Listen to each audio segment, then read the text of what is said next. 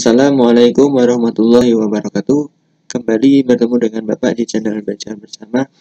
Di video kali ini Bapak akan memaparkan atau menjelaskan sedikit tentang bagaimana cara kita menentukan fungsi inverse. Jadi sebelumnya fungsi inverse itu adalah inverse yang difungsikan. Nah, langsung saja diperhatikan dengan cara sama. Menentukan fungsi inverse. Bagaimana ya cara menentukan fungsi inverse? Nah, dalam menentukan fungsi inverse ada beberapa hal yang harus kalian perhatikan. Yang utama adalah langkah-langkah dalam menentukan fungsi inverse. Nah, yang pertama adalah buatlah permisalan fx sama dengan y pada persamaan.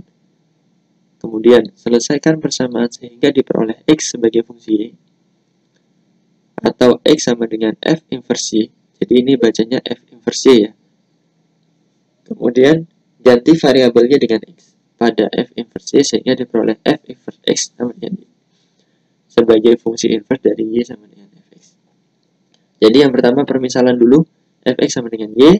Setelah kalian buat permisalan, maka selesaikan persamaan sehingga diperoleh x sebagai fungsi y. Kemudian baru diganti variabel y-nya. Bagaimana cara menerapkan langkah-langkah ini? Perhatikan contoh berikut ini. Diketahui fx sama dengan 2x plus 3, tentukan fungsi inverse-nya. Bapak tekankan sekali lagi bahwa fungsi inverse itu adalah inverse dari suatu fungsi. Jadi dinamakan fungsi inverse. Nah, bagaimana cara menerapkan 3 langkah tadi? Kita coba. Langkah pertama, kita buat permisalan. Fx sama dengan y. Kemudian, fx itu kan sama dengan 2x plus 3 ya. Berarti kita langsung saja. Fx-nya tadi 2x plus 3, y-nya tetap y. Ada dua ruas, yaitu ruas kiri dan ruas kanan. Ini harus bernilai sama. Nah, karena kita mau mengubah langkah kedua, kita mau mengubah menjadi fungsi x sebagai fungsi y, sebagai fungsi y, maka yang di sebelah kiri ini 2x plus 3 sama dengan y, ini harus x saja atau x berdiri sendiri, gampangannya seperti itu. Jadi ruas kiri harus kita kurangkan dengan 3. Karena ruas kiri kita kurangkan dengan 3, maka kanan juga harus dikurangkan dengan 3. Nah, ini. Jadi 2x, karena ini dikurangkan 3 sudah habis ya. Ini y min 3. Kemudian karena ini harus sendiri, berarti harus dibagi 2. Karena 2x ini harus menjadi fungsi x ya tadi. Berarti harus koefisiennya 1. Menjadi koefisien 1 ini harus dibagi 2. Karena di sebelah kiri dibagi 2, maka kanan juga harus dibagi 2.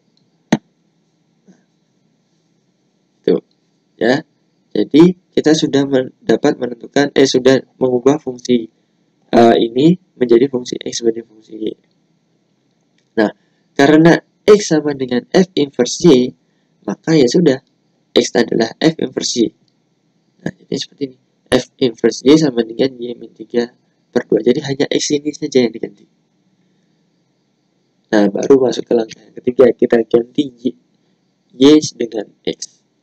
Jadi f inverse x sama dengan x min 3/2. Jadi ini adalah fungsi inverse dari fx.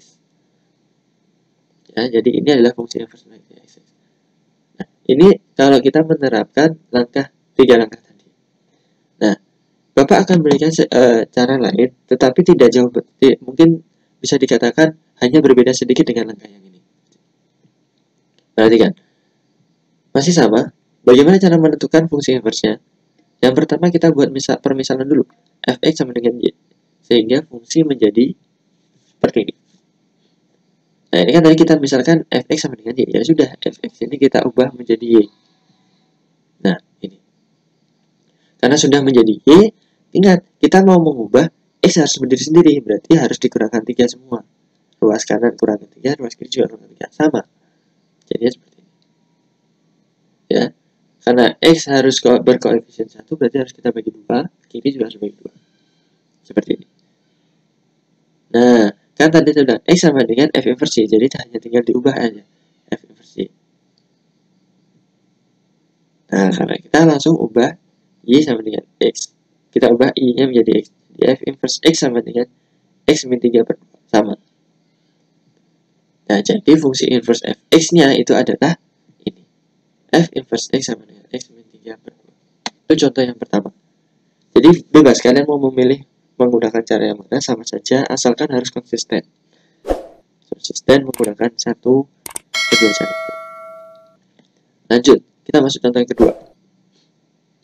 Nah, misalnya Bapak memiliki dua fungsi fx, x min 2, dan gx sama dengan 3x plus 5.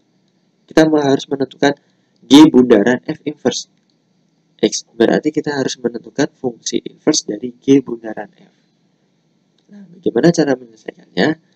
Karena kita mau menentukan g bundaran f inverse, maka yang pertama kalian harus tahu g bundaran f-nya terlebih dahulu. Ya, g bundaran f-nya adalah gfx. Sudah kalian lakukan di materi sebelumnya, tinggal diterapkan. Jadi fx-nya adalah x min 2, jadi gx min 2, g-nya adalah 3x plus 5, jadi x-nya kita ganti dengan x min 2.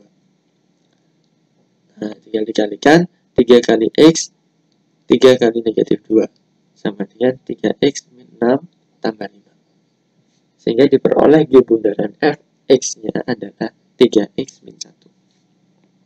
Nah, setelah kita sudah menentukan g bundaran f-nya, baru kita mau mencari inverse-nya.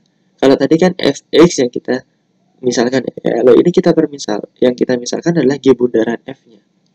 Kita misalkan g bundaran fx sama dengan y. Sehingga kita peroleh y sama dengan 3x min 1. Jadi ini kita ubah, kita misalkan adalah y. Tinggal prosesnya sama seperti contoh nomor 1 tadi. X harus berdiri sendiri, berarti harus ditambah 3 yang luas kanan, tambah 1, luas kiri juga harus tambah 1, kemudian koefisien X harus 1, kita harus bagi 3, kita juga harus bagi 3 yang sebelah kiri. Kemudian X tadi adalah, ya betul, F inversi, G bundaran F inversi. Ya, karena kita tadi yang kita misalkan lagi bundaran Fx sama dengan Y, berarti ini adalah G bundaran F inversi. Nah, kita ganti X saja, berarti G bundaran F inverse X sama dengan X plus 1 per 3. Jadi, G bundaran F inverse X adalah X plus 1 per 3. Jadi, ini adalah fungsi turunan dari G bundaran F. Gitu. Jadi, untuk menentukan fungsi G bundaran F, ya berarti kita harus cari dulu G bundaran F, baru kita inversekan. Itu. Kemudian contoh yang terakhir. Contoh nomor 3. Diketahui fungsi fx sama dengan x per 2. Kemudian gx-nya 3x plus 5. Tentukan f bundaran g inverse x. Nah, tetap kita harus tahu dulu f bundaran g-nya terlebih dahulu. F bundaran e berarti f gx atau fungsi gx yang masuk ke dalam f.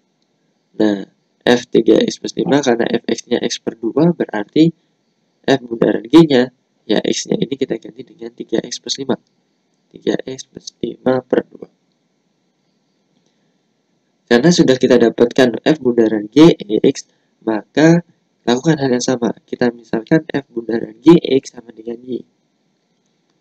Sehingga kita peroleh y sama dengan 3x plus 5 per 2. Jadi f bundaran gx-nya ini berubah menjadi y. Atau kita misalkan y. Kemudian, karena kita mau mengubah ini X harus berdiri sendiri, ruas kanan ini kita kalikan dengan 2 terlebih dahulu agar penyebutnya itu menjadi 1, ya 3x plus 5 per 2. Jadi kita kalikan 2 dulu, kita kalikan dengan penyebutnya dulu semua ruas, sehingga apa yang terdapat bahwa 2y sama dengan 3x plus 5. Kalau ini dikali 2 kan otomatis 2 per 2 kan 1 ya, atau kita kanselasi ya, gitu. Kita coret. Nah, 2y sama dengan 3x plus 5. Sama, ruas kanan harus kita kurangkan 5, berarti kiri juga harus kurangkan 5. Ini 2y min 5 sama dengan 3x. Kemudian, karena koefisien x harus 1, berarti harus kita bagi 3. Ini. Nah, kemudian x sama dengan f bundaran g inverse y. Ya, jadi karena f bundaran gx-nya tadi kita misalkan y, maka ini adalah f bundaran g inverse y. Nah, kita ubah Y dengan X. Kita ganti saja. Jadi F bundaran Y inverse X sama dengan 2X min 5/3. Jadi inverse atau fungsi inverse dari F bundaran Y atau F bundaran Y inverse-nya itu adalah 2X min 5/3. Jadi mungkin itu yang bisa sedikit Bapak sampaikan terkait dengan bagaimana cara menentukan fungsi inverse. Untuk materi-materi selanjutnya atau dengan penjelasan selanjutnya, maka kalian bisa menyimak di video-video Bapak saja. Mungkin cukup sekian untuk video kali ini. Wassalamualaikum warahmatullahi wabarakatuh.